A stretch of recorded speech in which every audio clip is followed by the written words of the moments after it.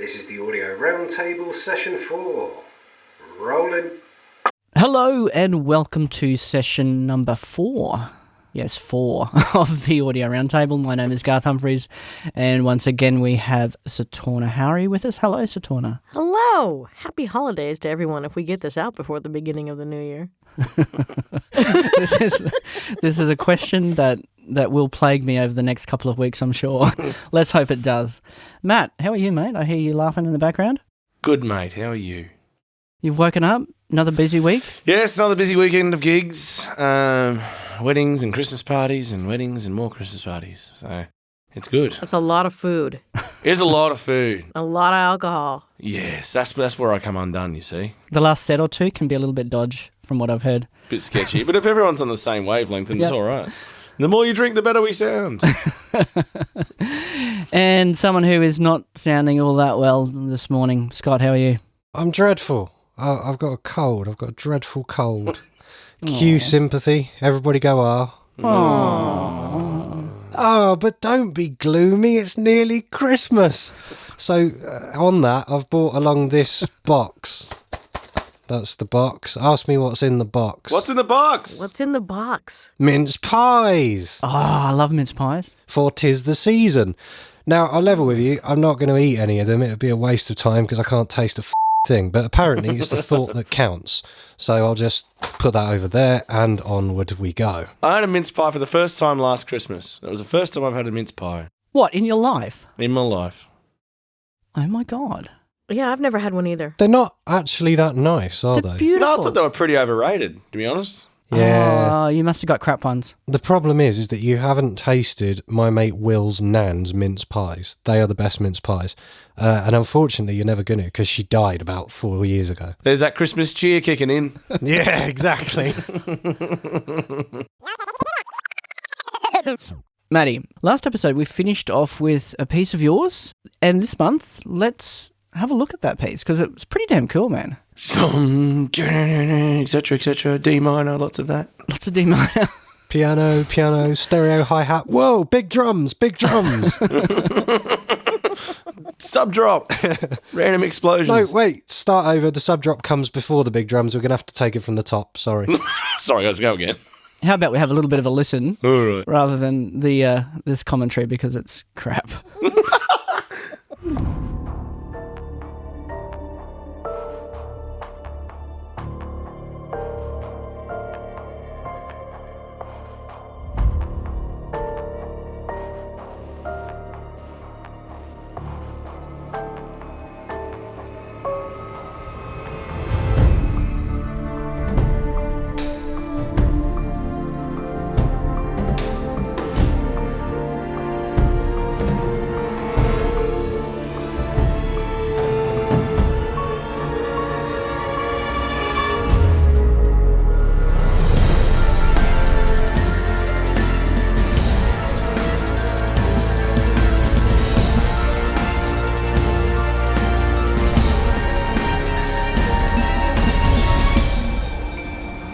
This piece was written for the Crime Channel a while back, and it was for a trailer for an upcoming show, and I cannot remember what it was about. No idea. But yeah, it was written for that, and so it had to be a certain length, and it had a pretty tight time code of where they wanted elements of it to be, and it had to follow what was on screen quite closely. So does that almost make it easier, having that strict time code to follow? Sometimes, but sometimes not, because this one wasn't too bad, but sometimes if they're really quick changes, it can be a bit of a challenge to get that actually to work musically. Yeah. Because, it never ever fits as far as if you got a 4/4 pattern or a 5/4 pattern or whatever, it'll never drop onto one. So you have to get a bit creative with it and sort of make it work around. But that's kind of the challenge of scoring, which is kind of fun. There's a couple of nerdy details that I want to ask you about. Nerd! I'm starting to hear more of your stuff, and I'm kind of noticing little things that you seem to do a lot. So, stereo hats, they show up in a lot of your shit.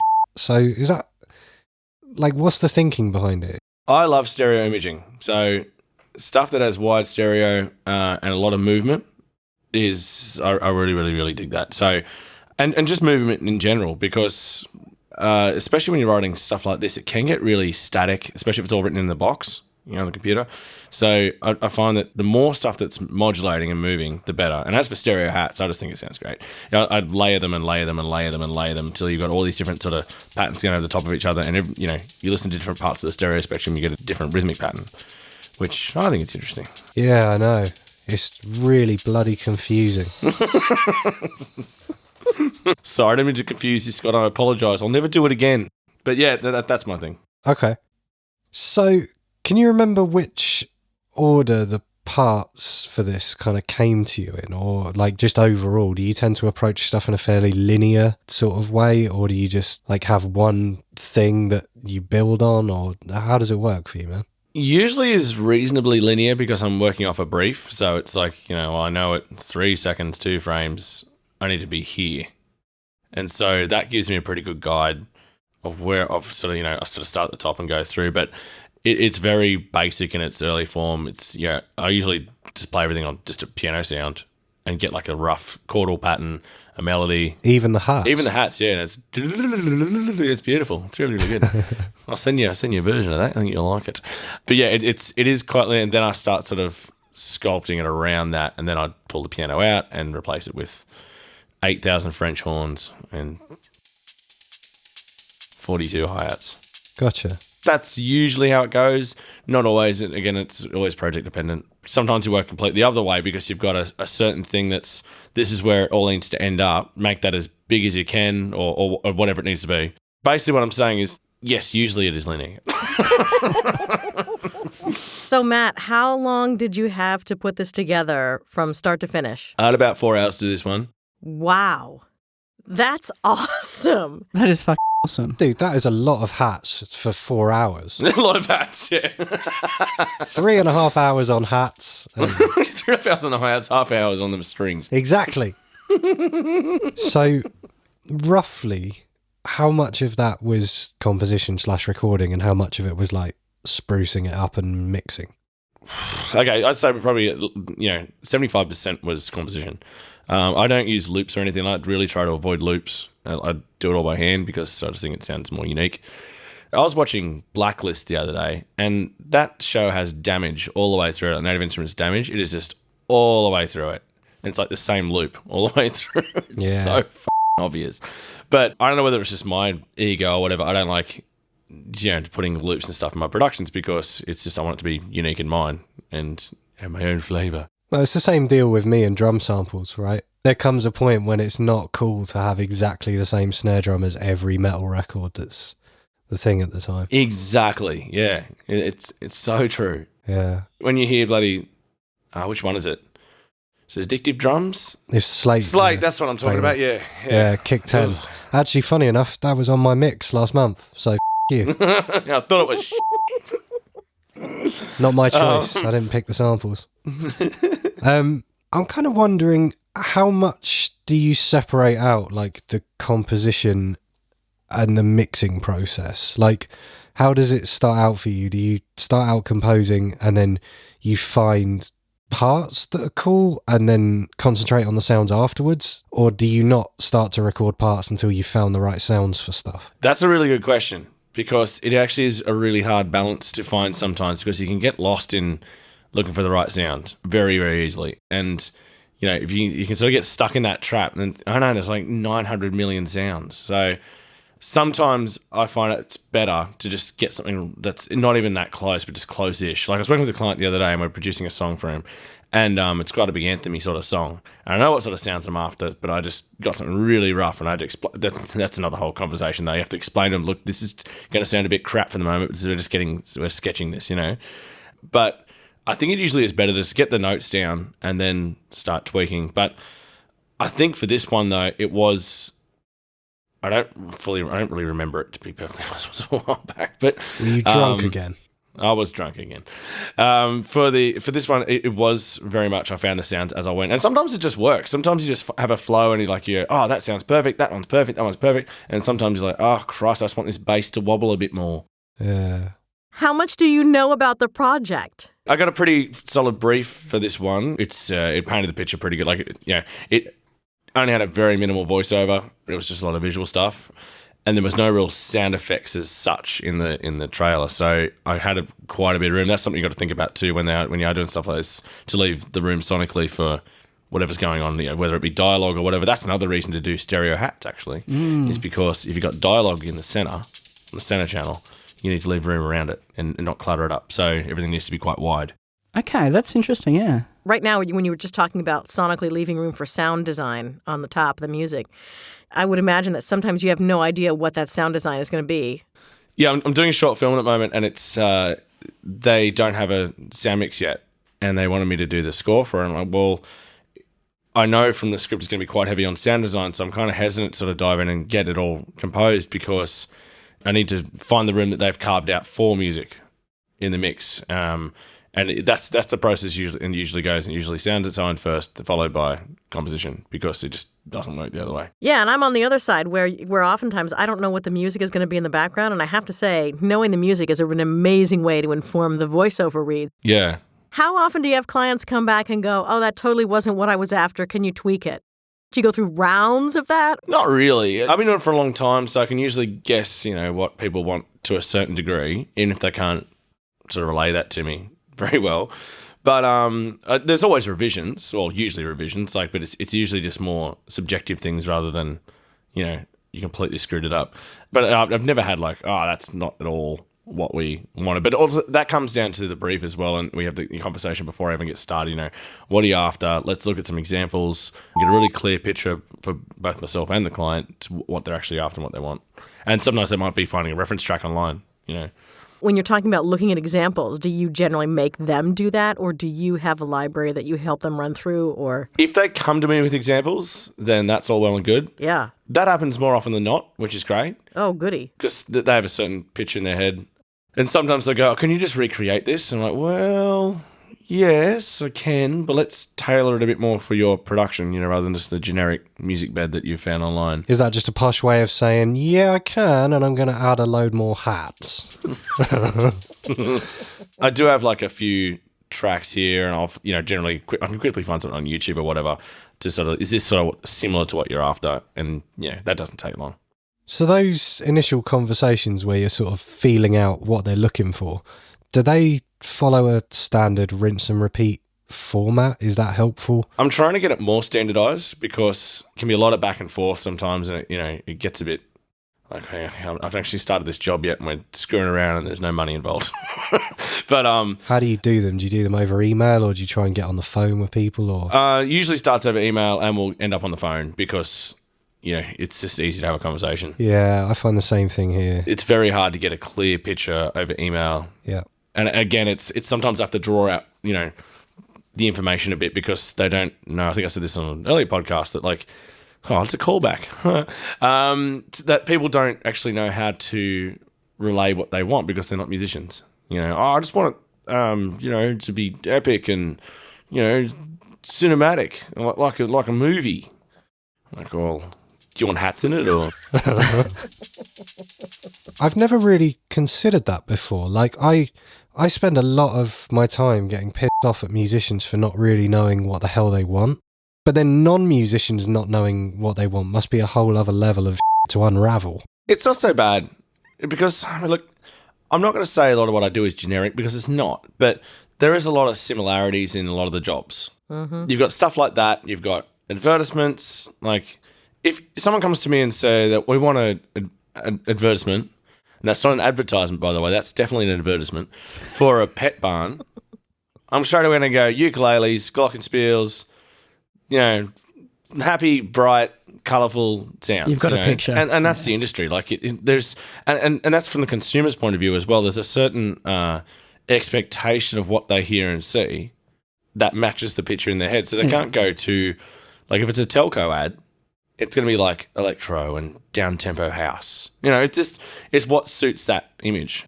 But I guess in a lot of ways, that's the same for all of us, right? Yeah. Essentially, we're all doing a certain amount of rinse and repeat, and then we're being paid for our time and our taste, I suppose. That's if there was no rinse and repeat elements to this, it would be a shitload harder to monetize, right? Oh, God, yeah.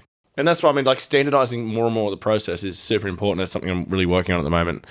you're really trying to get the process really tight. So there's not this sort of, like, I'm emailing so much and back and forth and late at night. And I was like, oh, sometimes you don't feel compensated for your time as much as you possibly could be if it was a bit more fill out this form, but also on the flip side though, you don't want to get it too generic either, because people are attracted to small business because of their ability to communicate directly with the people doing the job.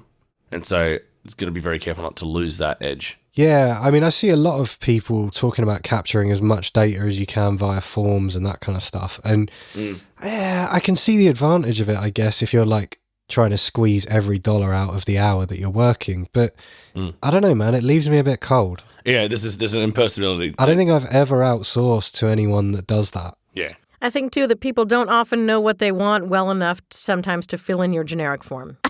You know what I mean? Yeah. So I think, you can make it generic, and yet you still have to connect with the client. And really, I think the form gives you an in to how they think about it. And so what that gives you is a platform for asking them clarification questions about what they're really after.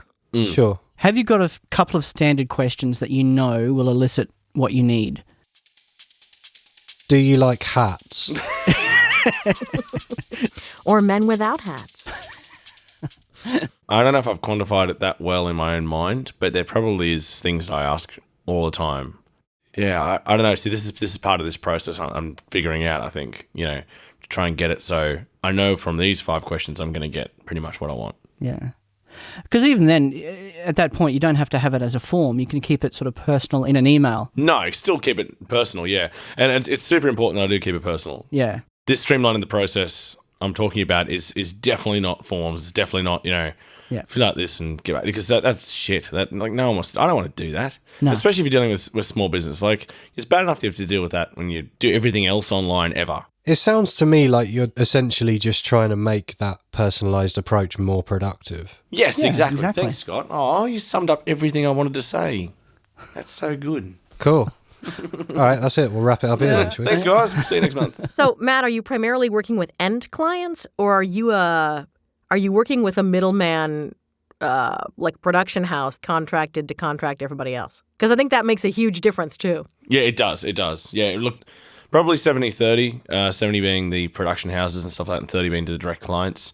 Because usually if it's a TV ad or something or whatever, they go to a production house and they subcontract to me and the videographer and the choreographer and the juggler. Right. So then what makes it difficult in terms of creating something that's formulaic is you have to assume that the production house actually has the information that you need to get the job done. I think that's where it falls apart. That's where it has come apart before. Yeah. Because sometimes let's say the ego, it's a safe space here, the ego of the person running the production house or, allocated to that job, assigned to that job, they, will, what's the word? Their own personal preference will colour the production, and then it gets back to the client like, oh, well, this isn't what I told you to do. So, and that's just, some people being not very good at their job. Or they don't know how to set their clients' expectations, and they don't know how to ask the right questions to elicit the information from the client that needs to get to you. And so they just... All of the above, yeah. I run into this too. And that's frustrating because that is like, that's where a lot of revisions have come from. Yes. Because if I got a clear goal, I just go for it, and I know it needs to be done. Like, I've done it a bazillion times before. Yeah. I'm guessing that the mix process for you isn't a case of like pull everything down and start from scratch. Yeah, that doesn't happen often. You're just shaping what the composition has become, right? Yeah, exactly. It's very, very rare that I kill it all and go from the start. It's only if it starts getting a bit messy, and if that's usually not a mix thing, it's more a composition problem. Yeah, arrangement is king, isn't it? Yeah, exactly. And I find with this sort of stuff, like, like I said, like the sounds are so good that we work with now, the samples and everything. You have to do a bit of compression, a bit of EQ and stuff, and sculpt the sound a bit. But it all goes pretty well together, straight up. The sounds are designed in such a way that that's meant to happen. And what do you do for mastering? Is that something that you take care of, or do you outsource that? Or I usually take care of it. I don't think it's ever happened that I haven't mastered my own stuff for TV. Seriously? The only time I haven't mastered it is when it's going to go to Like if we're doing a film or something, it has to be dropped into the film, in the sound mix. And is that included within that 4-hour turnaround for this one as well? Probably not. It'd be probably, I can't remember for this project, but it probably is separate because I don't usually master straight after I mix something because my ears are, probably hearing it wrong. Yeah. But I usually come in later that night or early next morning and just smash it out. And, something like this doesn't take long to master because it's pretty, like the sounds are all good to start with. It's more about getting the levels right, the dynamic range right. Well, talking of sounds, I have one more question. Where do you get your whooshes? You do some excellent whooshes. Oh, thanks, man. I make it myself on my little Nord Wave synthesizer here. That was an actual compliment from Scott to Matt. No, what the is going on? Well, no, I should point out that the only reason I'm asking this is that yesterday I had the first opportunity I've had in about 3 years where I was allowed to put a whoosh in something, and I realised I didn't own any good ones. Matt's wishes are premium, man. You have no idea what you're going to have to pay for his wishes. Premium whoosh. That's me. Here at SM Productions, we provide premium whooshes. I'm mainly asking for the purposes of plagiarism. All right. Well, I can make you some whooshes if you want. Thanks. I use my Nord Wave and my Nord Drum, 2 really good units for making whooshes, and I layer the shit out of them, and I distort them. And hardware, right? Yeah, hardware, yeah. Ooh, fancy. A lot of the synth stuff I do is like, okay, to be fair, I'm pretty sure on this one that we heard today, I don't think much of it was hardware at all. I think it might have only been the whooshes and some of the hats. But generally, I try to do a lot of hardware stuff, and that's just because my synths are really hands-on, and I can just go, I know what I want, and just dial it up really quick. And the Nord drum is really, really great for interesting drum sounds that don't sound like every other drum sound. But also you can do some really cool sound design stuff with it too. I mean, I'm not a synth player by any stretch. It's all very sort of proddy and jabby and like one finger playing here. But am I right in thinking that another thing with hardware is that you've essentially got less options? And even though you've got less options, it's easier to arrive at stuff quicker and commit to it? That's what I find with guitar amps. I don't know if you got less options. You like obviously it's not complete control. Like it's you don't have 9 million presets. That's kind of what I was comparing it to. But I guess if I'm going to use hardware synths, like I don't know, the Nord Wave has got 400 presets on it, but I probably only use 3 and the initialized sound, like the waveforms. Whoosh, hats. What's the other one? More hats. All right. Damn, you've got all my production tricks. Yeah. All my production tricks, and now no one's going to hire me anymore. You've got nowhere left to hide. Nothing left. I'm not going to put any hats in my next production. None. Well, thank you, Matt. That has been extremely educational. I'm now off to call up some contracting houses and see if I can get a gig. Good stuff. You have some of the knowledge, but none of the talent. That's the problem, Scott. Oh, Jesus. Ouch. Ouch. I'm genuinely speechless. Scott, how'd you go with the podcast editing? Have I mentioned how ill I currently am? Too many times. Yeah.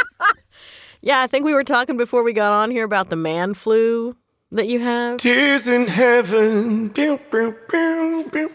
And yet here he is. You showed up to the podcast. But I'm recording this sitting on my bed. Essentially, all I had to do to be here was sit up. I'm impressed you did that, really. I don't have trousers on or anything. You can edit a podcast with no trousers on. No Pants podcast. That's okay. The important thing to keep in mind here is that I am very unwell. Oh, Jesus Christ. And also, in the process of not achieving my soft goal, I have got some f***ing good advocacy stuff done for all blind people that do this shit. So in about 3 months' time, you guys are all going to be really grateful. There's a lot of deflection going on here. Yeah. No, but no. That's all stuff that you've done as well, and I'll grant you that. Credit where credit's due. There's no excuse for not doing what you said you were going to do. He's a taskmaster. Get off WhatsApp, Scott, and edit the podcast. I'll come back to you in a minute. All right, so to business. I've done some of my goal. The first episode is finished. The first of 3 that they've recorded, and I'm a little way into the second one. So if you want, we can have a little listen to the first episode. Beautiful. See, that's you're achieving. That's fine. This is good. This is movement. So let's have a quick listen to what you've done.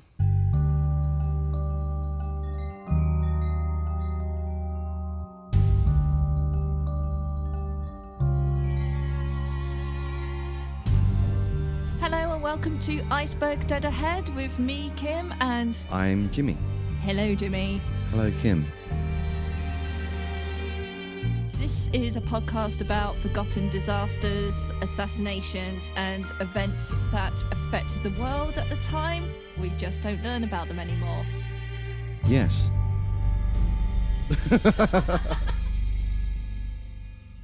We're starting off with a sunken ship.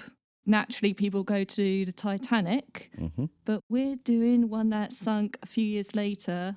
The RMS Lusitania, who was really a contemporary of the Titanic. So if you like the Titanic, you'll love the Lusitania. She was also, like the Titanic, a four-funneled ocean liner, very large. And the whole reason we've got the Titanic was she was built as a rival to the Lusitania. The Lusitania was launched in 1908? Yeah, 1908, 1907, I think it was. 1907. Yeah. Basically, you had two big shipping lines in England at that time, or in Britain. Cunard, which still exists today, and the White Star Line. And the White Star Line had been bought up by... I forget his name, but we'll Google that in a little bit. It's JP Morgan. JP Morgan. I've Googled it. It was JP Morgan. Yeah. But the White Star Line, and I do know the name. But that had been basically bought up in a huge corporation, which is an American-owned stuff. So to keep Cunard from being bought up, Cunard asked the government for money to help build a massive ocean liner.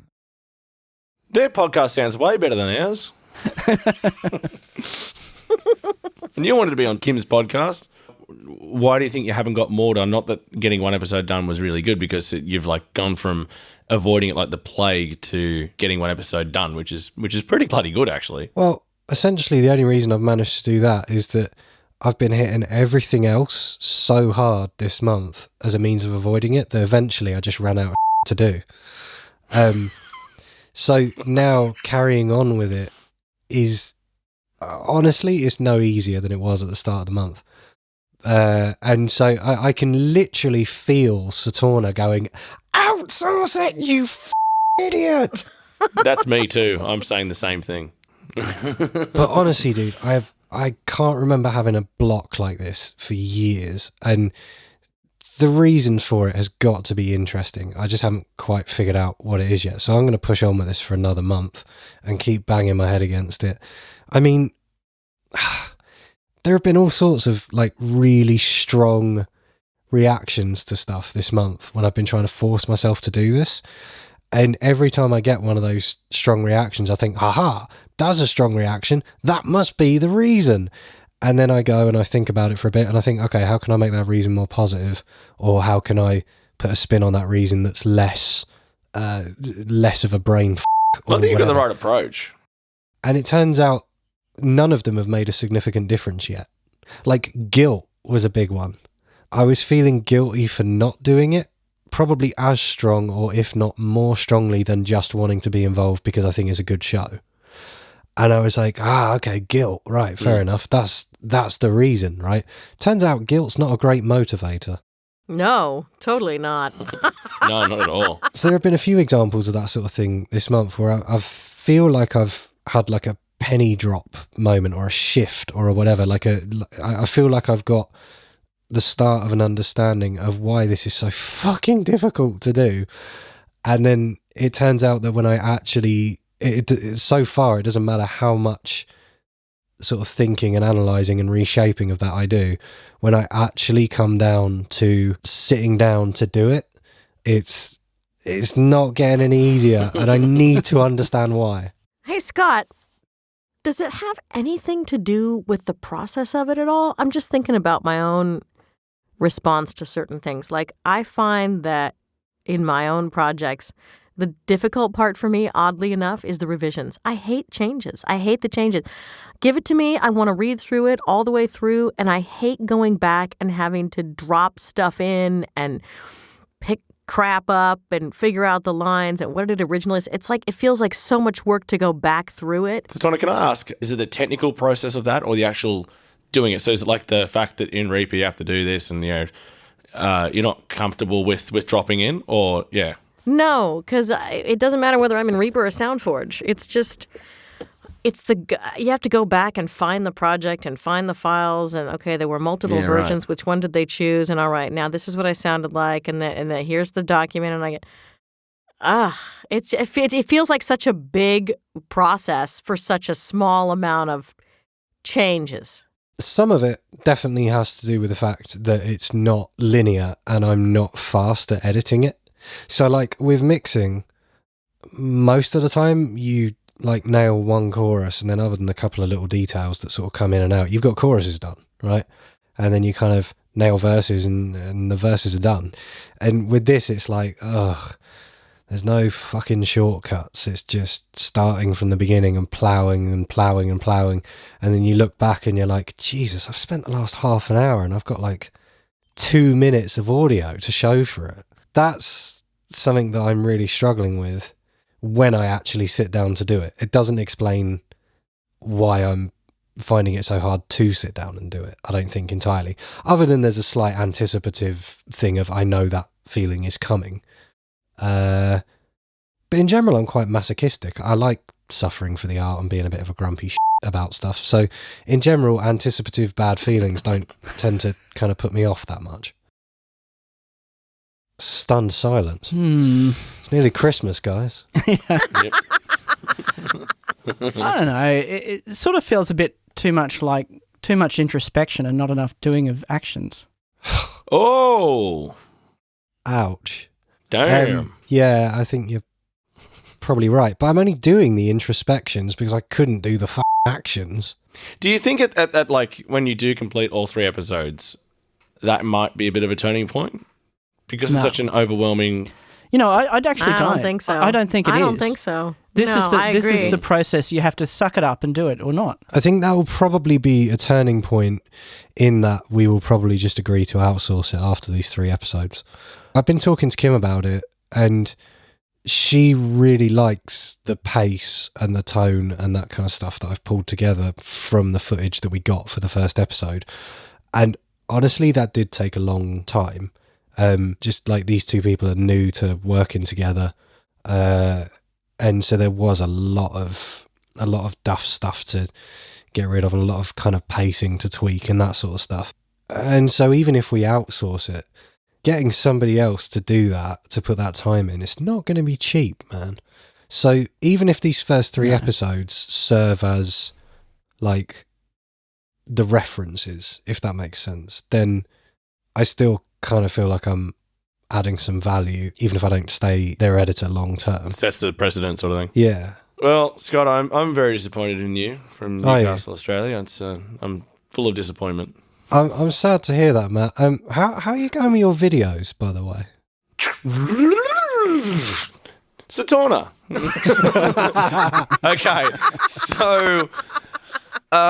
Okay. I did have some genuine progress this month. I had some technical limitations which I've had to overcome. I went and bought... Chicken and egg.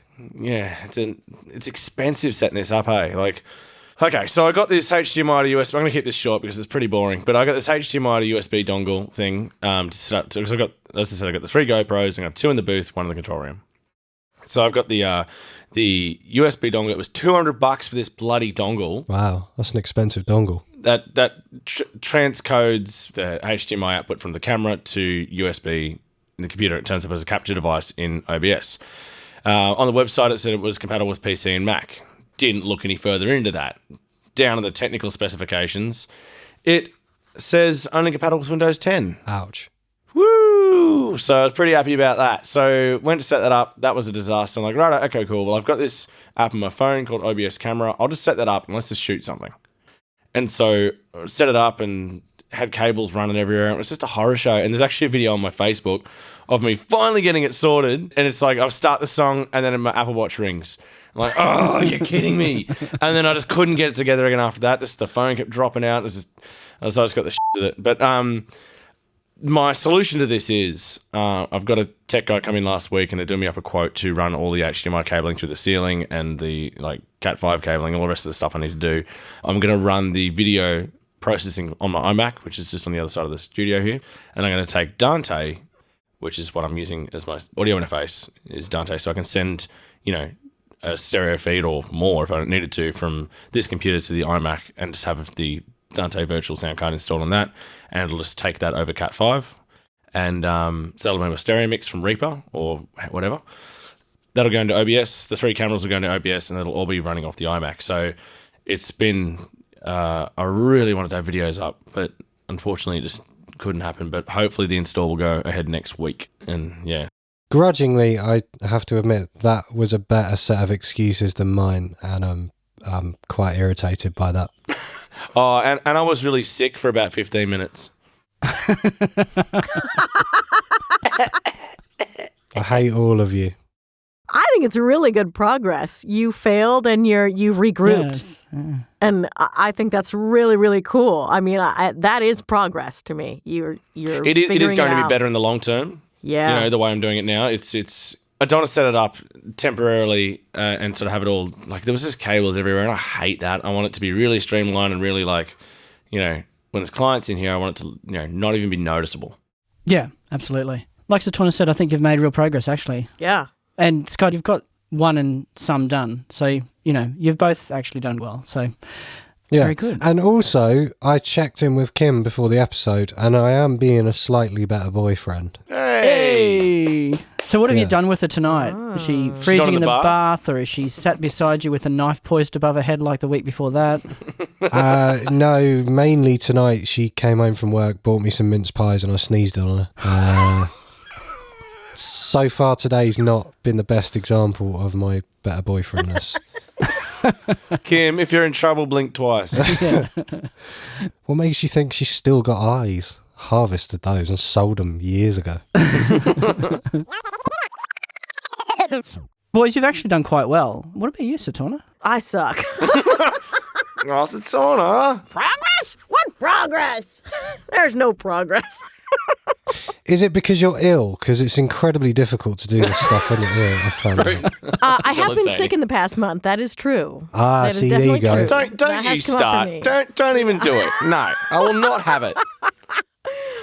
Oh, yeah. I know that this whole Mac thing is a piece of my business and I need to get it dealt with, but I feel like I put everything else first. I just shove it down to the bottom of the pile and it doesn't get done. So setting up VMware and stuff, you are probably looking at about an hour, and that's it. Probably less. Really? So you download VMware from the net, you drop it in the applications folder, you open it up. It's already on the machine. It's just installing Oh my God. It's just installing the virtual machine. Don't you just check a box? Get Ira. Ira will do it. That's all I got to do. Yeah, it's so easy. That's it. You don't have to install drivers, you don't have to do anything. It is so simple. Is it? Okay. It's so simple. Yeah. It's probably simpler than I think, too, because Windows 10 is more accessible with Narrator. Yeah, I don't know how accessible the installer is because of being a virtual machine and all the rest of it, but... Oh, I got Ira for that. And I got a husband. A husband and Ira. I'll just go beat on his door in Studio B and kick him out, and he'll come in. And I'm pretty sure the accessible install will work because it's just a generic sound driver that the VM uses. Maybe I just don't know how to use it. That's probably what it is. Then, yeah. Oh my God, there is no reason why you're doing a Scott Chesworth. You know what I feel like? Okay. So here's my excuse. I feel like to get it up and running with speech is going to be really easy. It's the integration of the Braille because the Mac is out over there while across the room, and so I gotta connect the Braille and make the Braille work, and that's the thing. The Braille display is not going to sit in front of the Mac. It's going to sit here in the booth, and the Mac is way outside. So it's a long... so it's a feng shui issue. Oh, yeah. It's a cable issue. It is. So I have the USB to... Not Cat 5. That's not what I'm trying to say. You know, network to USB. Do you guys know what I'm talking about? The USB Ethernet. Connect to network cable. Yes, thank you. Yeah, that's I know Cat the 5. word. I've lost my mind. USB to Ethernet. Yes. So I just got to do it. I'm having the avoidance issue that Scott's having. Don't worry about the cabling and stuff just yet. Just get the thing up and running. That's going to be next month's thing. You know? All right. Just install the bloody thing. Get the freaking thing up and running. Yeah. I can do There you that. go. I really can. This is one that could. You know, it's funny. Like, I used to be so excited about installing and playing and troubleshooting and everything. Oh, it's just when you get old. Well, you get old and you get responsibilities. You know, You like you can't have to pay the be bothered. bills. I can't And be that bothered. just ends up getting in the way of the fun stuff. I don't know. Some of the troubleshooting stuff doesn't seem as fun as it used to either, to me. No, I totally That's agree. true. I just get the with it really quickly. Like, why is this working? And it's, you know, like even some of the stuff with OBS, I'm like, why can't I see that input or whatever? Like, I just want this to friggin' work. You know, this shouldn't be this hard. Well, we are a whingy, whiny bunch, aren't we? I know. Happy Yeah, Christmas, Merry everybody. Christmas, everyone. Let's finish this off with something a little bit different. Uh-oh. For the benefit of the tape, we didn't know he was going to say that and don't know what's coming. So Garth sounds like he's got a plan. he yeah, does, yeah. doesn't he? That's what's worrying me. It's a pretty generic plan, I'll give you that right. However, this is a Christmas episode. Yeah. What's one thing you want under your Christmas tree? Scott? A tiny, hard-working podcast editor? Cool. You just need a credit card for that. Sure. Okay, that'll do. Put that under the Christmas tree. Fine. No, something that can actually be there. Oh, well, so that's the thing. We're naming one thing that we want for Christmas. Yeah. Yes. Oh, cool. Well, like a realistic Yeah, thing. is this wishful thinking or what? Is this like magical thinking? I have my answer if it's magical. There's too much overthinking. No, it can be, it's wishful thinking, not magical thinking. So it can be something that's too expensive that you were never going to buy. That's fine. But it can't be something that's pretend like a credit card that never runs out. So, Okay. Well, I'm going to say that what I really want to do over Christmas is just fuck off for a bit, go somewhere else and not think about very much at all. And that's what we're doing. Instead of buying presents and stuff, we've just splurged on a little trip to Amsterdam and Nice. I'm going to go and... You're going to do what they do in Amsterdam, yeah. okay. A lot of thinking involved. Yeah. Me and Ash are doing a very similar thing. Amsterdam? Not Amsterdam, Adelaide, but it's got an A in it. Yeah. Wow. Apparently that's not as good as the Gold Coast, though. So, Yeah. Alrighty, Matt. Other than going to Adelaide, What do I want for Christmas? I think just to not work for a few days is probably what I want. I've already done that one, though. You can't have that one. Yeah, I know. I got Complete 12. I kind of regret that purchase, but I got it. Yeah, you should, man. It's just, I guess if I don't get it, then it's, you know, when it comes to Complete 13, I'm going to... This is, look, I know we're trying to be all happy and Christmassy, but this complete thing is really starting to piss me off. Like, there's no progress. There is zero progress. And Yeah. every single week, blind people are just buying complete and telling Native Instruments that that's fine. And there's never going It's to be so any not. progress until people start Yeah. voting with their wallets and buying something else. It's so bad. Okay, wait a minute. This is really interesting because for Christmas, I would love to have complete. That was going to be my answer. So I get that there's no progress, but what are the alternatives? I feel like there's been a lot of talk and discussion about complete, and I just can't keep up with everything. So complete is what I know is out there and at least has a modicum of accessibility. Whether there's been progress made on it or not, it's really clear that it's usable. So like what else would you do? I think the stuff that's happening with Sibiac is whilst it is more of a solution overlay, I think it's a stronger solution. The stuff with Steve Spamer was doing with Omnisphere and stuff, that's like the work he's doing there was incredible. And yes, it's JAWS scripts or whatever, that's not for everybody, but you know, it was a really solid solution. I use it all the time, and it's really intuitive. The layout is intuitive. You can access everything in Omnisphere with it. Stylus is the same. All the Spectrasonic stuff he's done, and he's done a terrific job. And that's accessibility done correctly. Like the interface is fantastic. It's been developed for a long time. Complete's interface, I think, is rubbish. The knobs don't even make sense to me. Like the way you drill down to presets, Yeah. And it's slow. It is so I mean, I haven't used it on Mac, so it might be a bit different on Mac, but it's the responsiveness is so slow. And it uses the bloody system voice. I mean, I realise I'm not a synth player. This isn't my bread and butter, and I don't do this stuff all day, every day. But I've spent a fair amount of time just trying to be productive with Complete, and I cannot do it. I can preset dive all day long with it. Yeah, but that's all you can do. That is all you can do productively. Yeah, to be fair, I mean, you can get in and do a little bit here and there, and there is lots of parameters that you have accessibly. But I don't think it's actually any better than just accessing the parameter list in Reaper. No, if anything, it's slower because you can't type in exact values. It's not searchable. Yeah, you can't, and every plugin's bloody different, and some of them don't even have enough controls in them. It's super inconsistent. Yeah.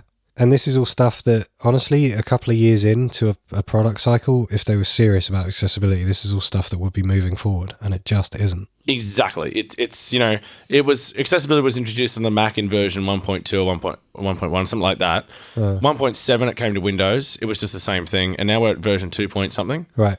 And there's been no changes whatsoever. None. I got pissed off about this enough earlier this month that some of the advocacy stuff I was banging on about earlier, one of the things that I've been doing is hammering NI fairly hard to at least make them realise that like people are unhappy. It doesn't seem like anyone's doing that. It doesn't seem like anyone is really pushing for the right stuff. There's been such a lack of access in the past that people are just grateful for anything, and I see that. I get that. And Complete is, it has helped me in my job. Yeah. I'm not saying it hasn't, but when I'm forking out $1,000 a year plus for upgrades and stuff like that, I'm not seeing any real improvement. Like, I didn't even think the content in Complete 12 was really that exciting. And one of the new plugins, TRKO1 or whatever it is, isn't even bloody accessible. Yay, slow clap. So it is frustrating. Most of this probably actually can't go on the show. Probably not, no. Why not? I don't see why not. Yeah, I don't either, because I think that this is the bread and butter of what we're supposed to be doing here. I don't, if we're not saying it out loud, who the living hell is? And it worked so perfectly because really that my real answer was, I mean, I'd love to lay out $1,000 and grab Complete Control. I can't do it. I have no justification right now whatsoever. I need a virtual assistant far more than I need Complete Control. And I know that. I could go on to say that one of the things I did do recently for Christmas was to buy myself an Instant Pot. And you hear about Instant Pot, and there are articles on the net about, Instant Pot, great for blind people. Yeah, I was going to buy one. I never got around to it. I got Kim instead, but... The Instant Pot Smart Wi-Fi, the app is a piece of crap. It's buggy. It crashes. Some of the buttons are labeled, but when you click on them, nothing happens. It's a clusterfuck of an app. It's not acceptable. No, it really is unacceptable. And the Bluetooth one that was apparently way more accessible is discontinued. Good stuff. So I think that this is a broader issue. I mean, this has nothing to do with Complete, but it's access gets started and we rah. Isn't it great that we have inclusion and diversity? We sort of do a cursory, shallow dive into it and then leave it alone and say that we've done something. That's exactly sums up where Complete's at, honestly. Like, what we have access to is wonderful, and there's, there's a lot of good stuff there. There's also a lot of potential, and that hasn't changed in, 2 years? With the amount of blind people that are investing in it now, there has to be some numbers there that sort of Native Instruments have to look at and go, well, okay, we're probably looking in excess, conservatively, 100 people have bought it. Probably more. Oh, way And more. they can't even download cracked versions like blind people usually do. Because you need the hardware. You need the hardware and the software. Yeah, that's another point of contention that I'm trying to drill home to them.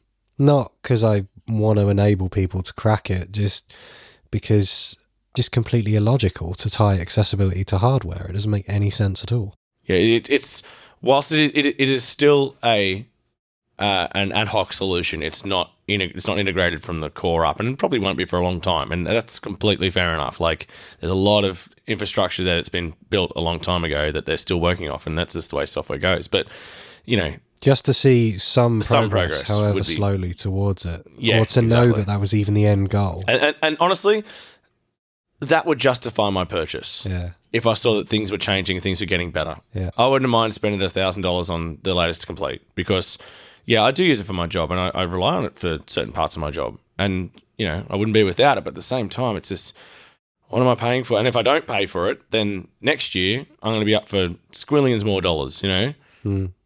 So that's my negative end to the podcast. Merry Christmas, With peace everybody! and goodwill. Happy holidays! Well, if you need a happy note to end it on, I discovered the phrase rah-rah during this conversation, which I really enjoy, and I think I'm going to keep using. Hey! Rah-rah. Rah-rah. Rah-rah. Sounds ridiculous in my accent, doesn't it? Yeah. How funny is it? Poor Garth trying to end on a nice positive note of what do we want for Christmas, and we turn around to this negative pile of That's good. That's my specialty. Happy holidays, everybody! Woo! Yeah. Also, while I'm over in Amsterdam, I might just get really baked and then go buy myself an RME baby face, which was my real answer. That's what I want for Christmas. Yeah, I tried to justify that. I think I'm just going to do it, man. Just do it. Go on. It seems like their driver support and that kind of stuff lasts such a long time. Yeah, RME are great. The hardware's good. I'm kind of looking at it as like it's such a long-term purchase. Yeah. I don't even know what this is. Santa's probably not going to be too cross with me, I don't think. No. It's a nice interface. RME. And even if he is, I'll be better by Christmas, so I can outrun him, probably. He is quite fat. So, to end, we want all of you to write in. What did you get for Christmas? What do you want for Christmas? And since we're going into the new year, what are you going to do differently in 2019 that you neglected or didn't do or want to do or something like that in 2018? What's going on? What's going to happen next year for you? Write us, tell us, feedback@theaudioroundtable.com. Is that it? That's it. That's you did it. I should know these things. It's very important that you all write in so that Garth has less time to harangue me about the I'm supposed to be doing. Thank you very much. Good night. Ta-da!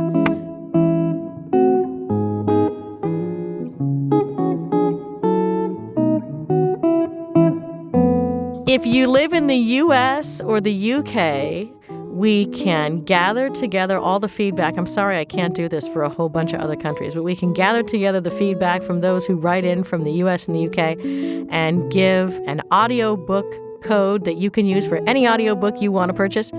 And we'll just do a random drawing and give away an audiobook code, one for the US and one for the UK. So write in. Will we? Well, okay.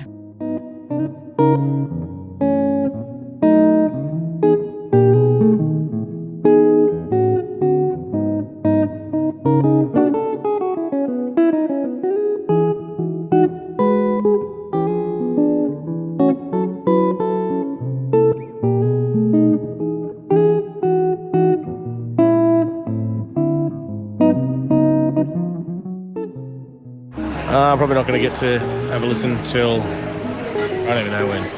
It's a shame I didn't think of this earlier, so I could have written some terrible Christmas music. Last call for ticket 522. Oh, I'm sick of raffles. I'm so sick to death of raffles. I was thinking exactly the same thing. I've downloaded this load of Christmas music off Audio Blocks, which I am very, very, very, very, very slowly uploading. It's just amazingly how bad it is. There's one in there that's called Christmas Cheesy, and I've got to want to actually just use it. It's just amazingly cheesy. It's so incredible.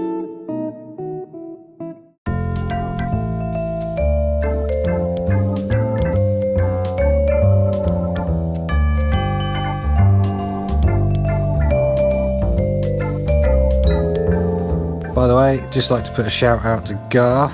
Thank you for filling my Dropbox with Christmas music. I was in a session today, and every time one of them saw the Dropbox icon light up, they made us listen to what you'd uploaded, and I can confirm that it's all Fucking so funny. I'm not sure why that's so funny. But I think it's your disdain for Christmas. Oh, we should just fill the podcast with it, I think. Oh God, that makes me so happy. I can't believe that was, that successful. So I actually had to listen to all that crap. Oh, it made my day. I totally lost control of the session after the first few rounds. Like, at one point, one of the dudes actually reached over and just pressed stop mid-take. And he was like, sorry to interrupt, Garfield, because they've taken to calling you Garfield, like, you know, the cat. Don't know why.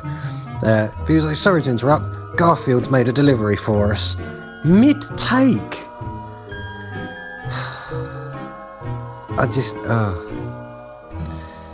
I hate Christmas music so much.